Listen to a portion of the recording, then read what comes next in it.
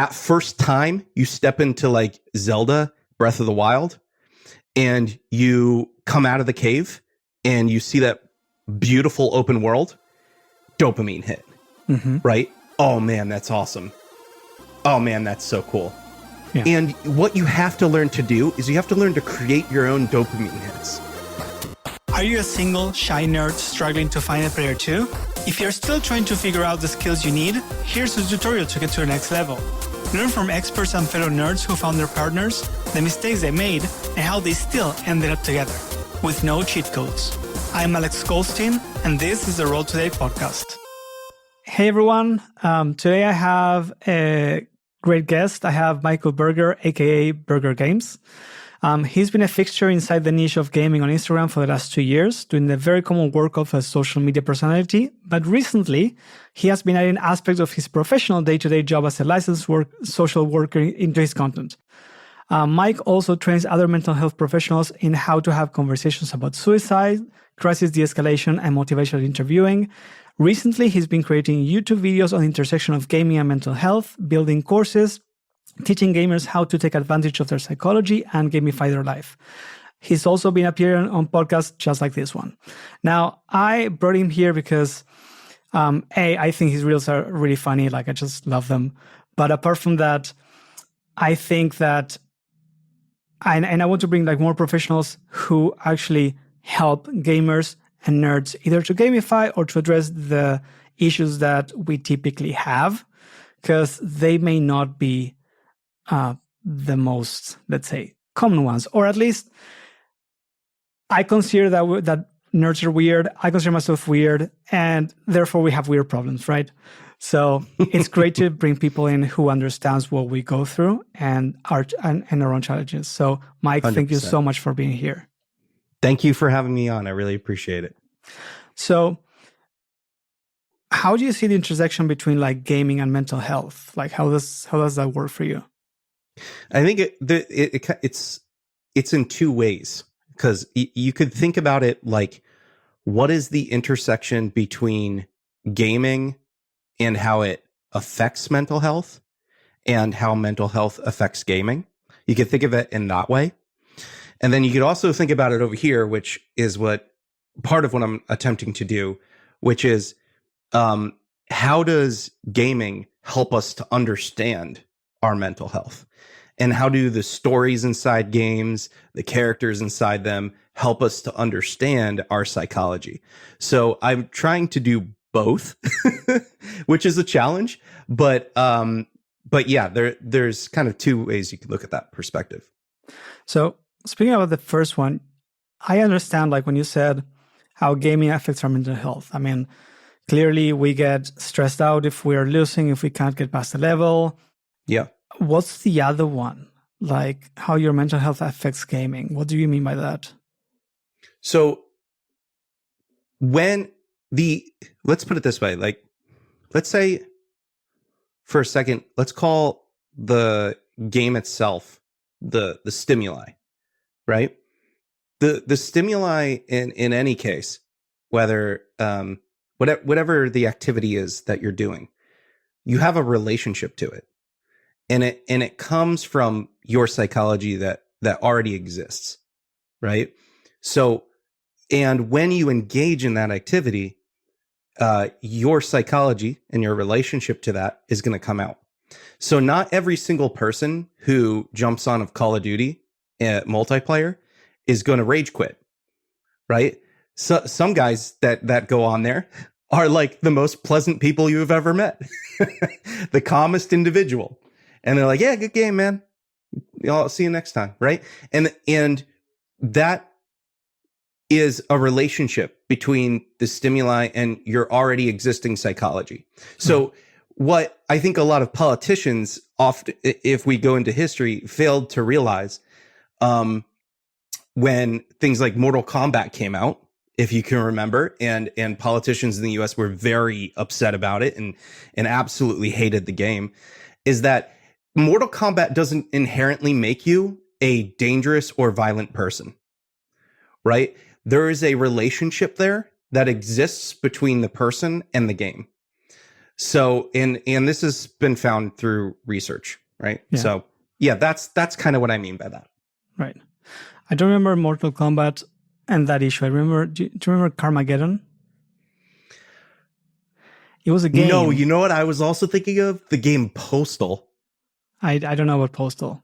Postal was bad too. Postal was inherently, I think, created with a maybe insidious idea.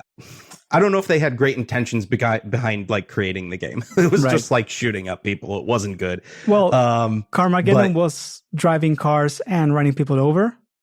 And, okay. And there was like this big issue. Like, I mean, there was like blood everywhere, and you got points depending on like who you ran over. And then they fixed it and said they're zombies, and changed the red of the blood to green. Done, fixed. And now it's okay. And now it's okay. Yeah, it's you're not killing people. You're killing zombies. It's totally fine. You're saving the human race. I can totally see that. I was actually thinking. So I'm now rereading the book Mindset by Carol Dweck. I'm not sure if you've about fixed mindset and growth mindset. And something that I was always thinking is, how come gamers who are used to seeing a character leveling up, and they know how much work it takes, and that you have to do things over and over, and they build resilience because they have to like fight the same boss and learn how to do different things. That is growth mindset, 100%. But when it comes to their real life, they don't apply it. That's a great great question. And a lot of it, this is going to, for some, if you already know this might seem oversimplified, but I think this is, I say that, and I think most mental health professionals will, but I don't think the general public always talks about this. Most likely not, yeah. It all comes down to like when you're getting the reward, when you're getting the dopamine. Because if I'm working on a project at work and it takes, let's say like the whole project is going to take me like a total of 36 working hours, that's a lot, right? That's going to feel so heavy, and that's going to feel so difficult to tackle and get into. And you're probably going to procrastinate, and you're probably going to wait and wait and wait before you do it. And before you know it, there's only a week left, and you're like, okay, I'm going to try to bang all of this out in 1 week, 36 hours of work. Here we go. Right. And instead, what video games usually allow you to do, the good ones at least, they'll give you small dopamine hits along the way. So what gamers have to kind of start to relearn, and they don't really teach you this stuff in school. They might if you went to like a fancy private school, but we're not really taught how to do things like create sustainable habits. They just kind of expect that you're going to do your homework, right? And we just go along with that, and some of us get it and some of us don't, and some of us have to learn it along the way. But let me go back for a second and say that, so what the game does is, if it's good, you finish the tutorial pretty quickly, right? Great, you're level 1, you're out in the world. That first time you step into like Zelda Breath of the Wild, and you come out of the cave and you see that beautiful open world, dopamine hit, right? Oh man, that's awesome. Oh man, that's so cool. First time you get the glider, boom. Whoa, I'm flying through the air. This is so cool. First time you hit that rock monster, like one of the first bosses, you might fail a couple times, and then you realize, okay, there's crystals on his back that I need to get. And all of this is happening, but the game itself is creating dopamine hits along the way. So even if it takes you 80 hours to complete Zelda Breath of the Wild, meanwhile, you're getting all of these dopamine hits. You get all of these different quests, all these different side quests. Oh, I got a new horse. Oh, that horse has bigger, like a larger pool of stamina. You don't get that with like just this 36-hour thing. It looms over you. Yeah. And what you have to learn to do is you have to learn to create your own dopamine hits. You have to learn to break it down. You have to learn to do things like the Pomodoro technique, which is, okay, I'm just going to work on this for 20 minutes. It doesn't matter how much I do. I'm just going to work on it for 20 minutes. It doesn't matter what the quality is. I'm just going to tackle this. And that's all I'm going to do for 20 minutes. And that's it. And then I'll go reward myself by playing Breath of the Wild. For 3 hours. Yeah, for 3 hours. Exactly. But when you do that, your brain starts to realize, first of all, you're breaking the procrastination cycle. So that no longer is occurring because you're stepping in. And as soon as you step in, your brain's first 90 seconds after you procrastinate, man, I'm really going off here. But when you procrastinate and you eventually get to that task, the longer you've procrastinated, the more intense you're going to feel the first 90 seconds of what you're doing.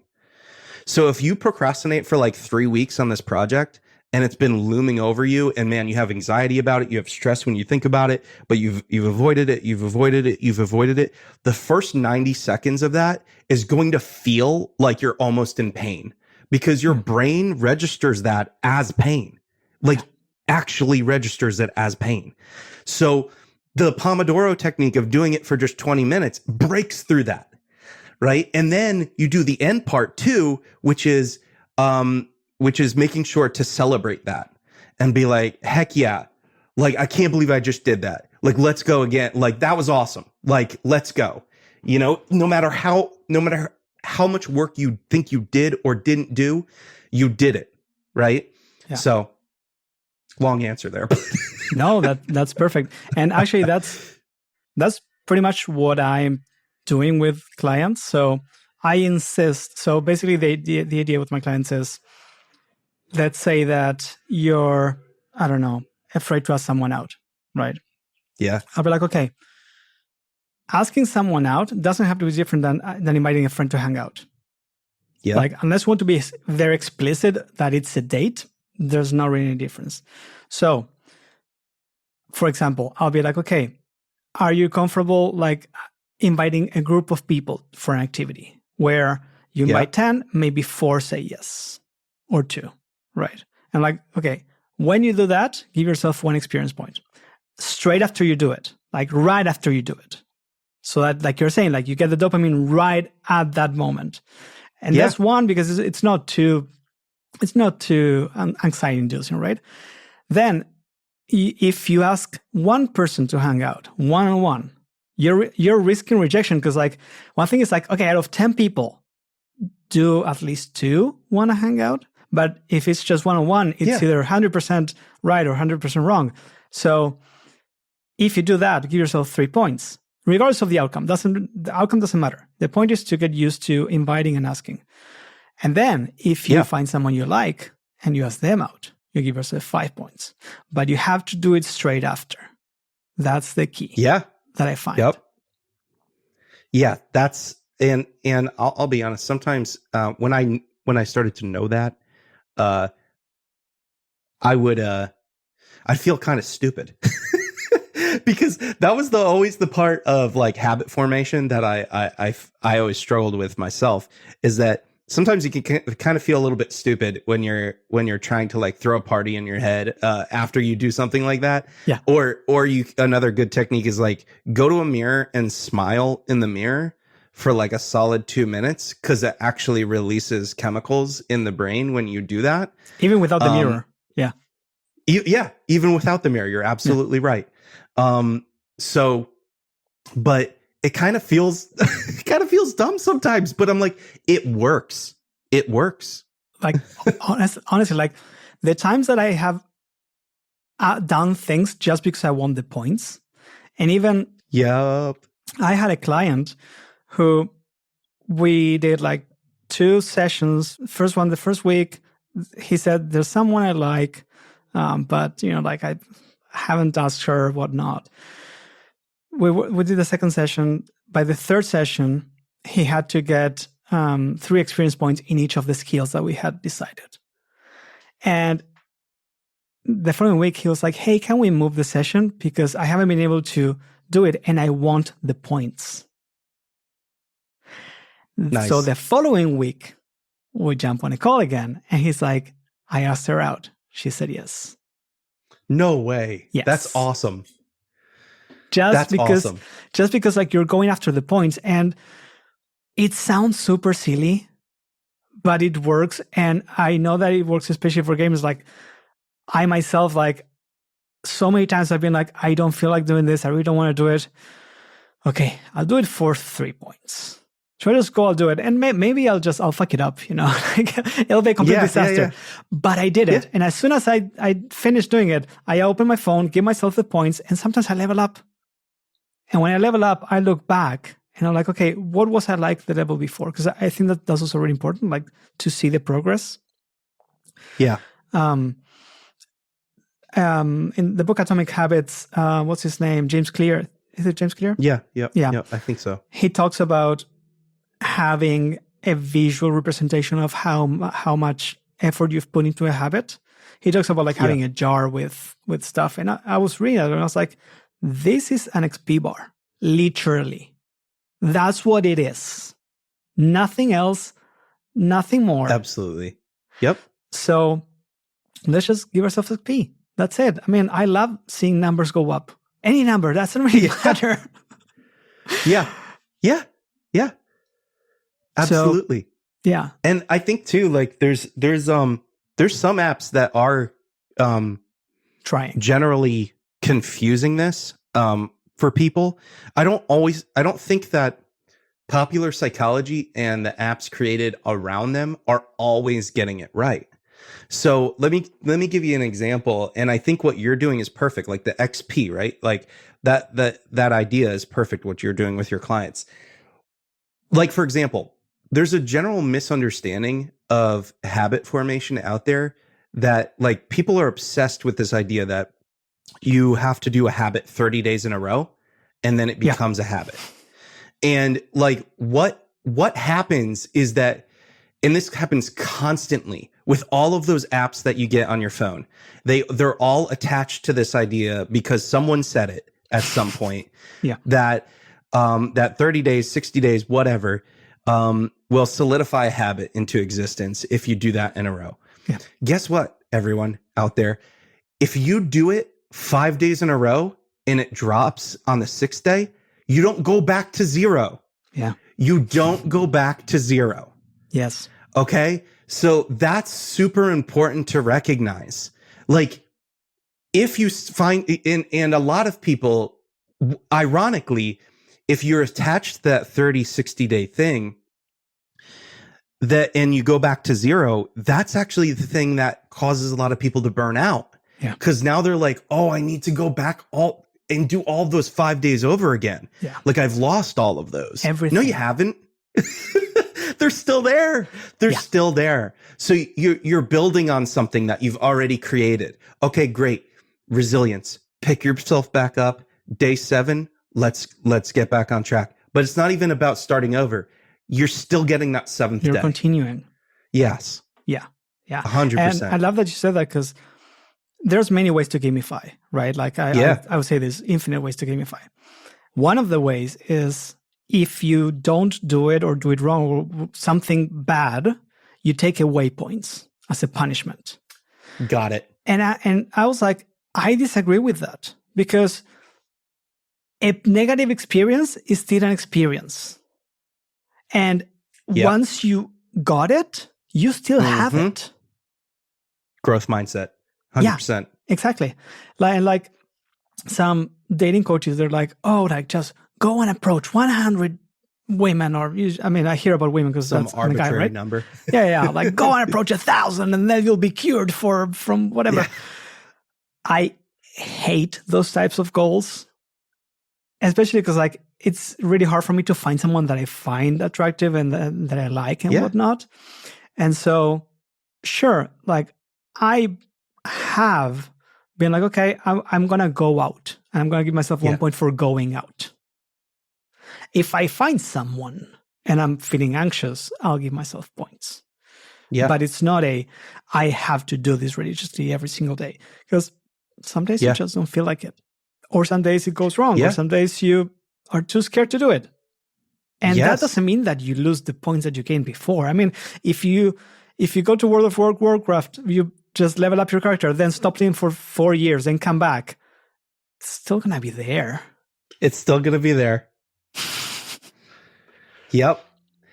I love what you said there about the, like if I go out and I feel anxious, like about, I see someone that's attractive. And like, the funny part is like, if we don't register that right away, so the anxiety or the fear doesn't register, right? Like if we just see someone reading a book and we don't like, kind of, think of that person in a romantic way, the anxiety might not be there. And you might say like, oh, hey, I really like that book. Right. And nothing registers because like they're, you just don't see them in that way. But I think it's important what you said there. Like when I see someone that's attractive and, I start to feel the anxiety, I want your listeners to know that experience in and of itself is an experience. Yeah. So you can get points just for doing that, like just for feeling the anxiety. And because your brain thinks, oh, are we really going to approach this person? And when it comes to borrowing a page from anxiety disorders and phobias, when you have a phobia, right, and you turn toward the fear, that's exposure. Yeah. And exposure is like the main key treatment to addressing that. Gradual exposure. Exactly. Yeah. So even if you are a person who, let's say like you're afraid of needles and you're like getting the flu shot is something that's like really hard for you to do, even if you drive to your CVS or whatever pharmacy you're going to with the intention of getting the shot, that's free exposure therapy. So even if you stop at the door and you turn back, you still got free exposure therapy, and that will lead to it being even more likely to happen again. Yeah. So your clients, what you're teaching your clients to do is, even if you don't ask, start with the intention of going out, finding someone that's attractive, and think to yourself, okay, what if I ask them out right now? Feel that anxiety, feel how it makes you feel, and know that anxiety's like not overtaking you. You're okay. Like you're experiencing this and no harm is coming to you. Yeah. Right? And even if they say no, like what is the biggest thing that's going to happen? Yeah. Right? So I don't know. I think that stuff's cool to think about. Yeah, absolutely. I have found, so I like 2 years ago or maybe a bit more, I started taking dance lessons like salsa, bachata. And I used to do martial arts and I can't anymore physically. So this is kind of like it's a similar interaction, like it's a non-verbal communication. Martial arts is the same. Yep. And I made a point to ask anybody that made me nervous to dance, right? Oh, man. Yeah. Because in our heads, and this is for any gender, right? I've heard from women. It's making me nervous like, just thinking about it. Yeah, exactly. I've heard from women be like, oh, she's so good. I'm like, why do you say that? Look at her shoes. I'm like, you can pay for shoes. You can't pay for skill. But because she looks so amazing, you think she's great. And I found so many times that I'm like so nervous, like sweating about asking someone to dance. And I'm like, I'll give myself 3 points, but I'll go and I'll ask and I'll invite her to dance. And then she's like, I'm a beginner. Please do simple things. Yeah. I'm like, what? Yeah. Like you're all like dressed up for the part and like killer. You're like building it up in your head. You're building it up. Yeah. And I have found out, like once I got used to approaching women for dancing, like women that I felt were way out of my league, and having, I mean, I had positive and I had negative experiences, right? Like I had someone who asked me to dance, and I said, look, I'm a beginner. And we took like 4 steps into the dance floor, and she looked at me, she's like, you should have said so before. On the dance floor. And I was like, well, it's fine if you don't want to dance with me. No, it's fine, we'll dance. Yeah. I'm like, you were a beginner once. Like, have some empathy, you know? Yeah. And that's not necessarily something wrong with you, because it's important that we don't attribute that to us. Yeah. Right? Like, that's just this person. Also, too, like, it's also really important. And I find that in this community, in the gaming community, and people who are not used to approaching women, is you can hit either extreme. So you can turn it inward toward hate of yourself, like, oh, I'm awkward, she didn't like me because I'm this, because I'm that. The other extreme, though, is putting it on the other person. Oh, that woman is blah, blah, blah, blah, blah.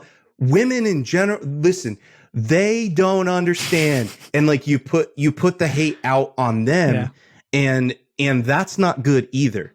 You have to have a balance and a recognition that maybe that person was just having a bad day. Or you're not their type. Or you're not their type. Exactly. Yeah. Yeah. So, and that's super important that you come at it with a more balanced understanding of, try not to put that on other people, and try not to put that back on yourself. Yeah. And just kind of come from the gray area of the actual facts of the situation. I approached this person, to dance. They said no. They, maybe it's true that someone can actually act rude and not be a rude person. Yeah. There's a big difference between that as well. So I just think that that's another part of what we need to learn in this community, is that it's not about hating ourselves. It's not about hating externally. Yeah. It's about coming at this from the gray area and understanding that there's something in between there. Yeah. There are 2 things that I want to add about that. The first one is, what I used to explain that exact thing that you say is D&D. You roll the dice. Mm-hmm. It's, even if you have +3 charisma, you can still roll a 1. So it's true. Still an option. And it has nothing to do with your level. It has nothing to do with anything. Yep. So you have no idea. Like, to me, the goal when I tell people go and get XP is the XP is based on what you do, because it's the only thing you have control over. Sure. Whether you have a positive within legal limits, like, let's just say, let's keep things legal. Important, if you keep everything legal, yes. If you keep things legal, then there shouldn't be anything that you're doing that's wrong. Therefore, the other person can react in a positive or negative way, which is completely outside of your control. Right? Yeah, you can do things to be more charming. You can smile. You can make eye contact. You can say something witty, funny. But maybe that person doesn't like witty and funny. Maybe that person likes something else. Like, one time I was in Berlin, and I was just walking through the Berlin Wall, and I saw like this kind of like, not golf, but like dark chick, really pretty. And I'm like, I want to talk to her. I don't know how, but I was on vacation. I'm like, I just want to talk to her. And she was like very serious with a really nice camera, taking photos of the wall. And I just kind of like walked close to her, and I said, isn't it weird how everyone's taking selfies, super happy and smiling, with the background of something that was really bad? She's like, yeah, I know. We ended up spending the whole day together, and we met the following day again. Oh, wow. Wow. But that's awesome. I wasn't going to open with a joke. It was not the right moment. It wasn't the right moment. Yep. We were both like, I sense that we were both thinking of like, shit, like all the stuff that went through this thing. Like, I mean, we're both tourists, right? So it's like we didn't live through it. We have no, but it's like families who were displaced, who were separated, people died. Like, oh my God. And then there's these people taking selfies for Instagram, you know? And so that was my, let's say, opening line. You can call it whatever you want. That was my way of saying, okay, does this person want to talk to me? Which is the other thing that I want you to add. There's an author that really helped me, which is Robert Glover. Now, his books are quite sexist in that, like, women are like this, men are like that, and you have to like be a leader. It's not pickup stuff, but it is quite sexist. But he has a concept of testing for interest. He has also other concepts. I have a review of his book on my blog, but I wanted to mention the testing for interest. So basically his idea is you have no control over the outcome. All you can do is say, does this person want to X? Do they want to chat with me? Do they want to go on a date? And the goal is to ask the question. The goal is to get the answer. You know, whatever the answer is.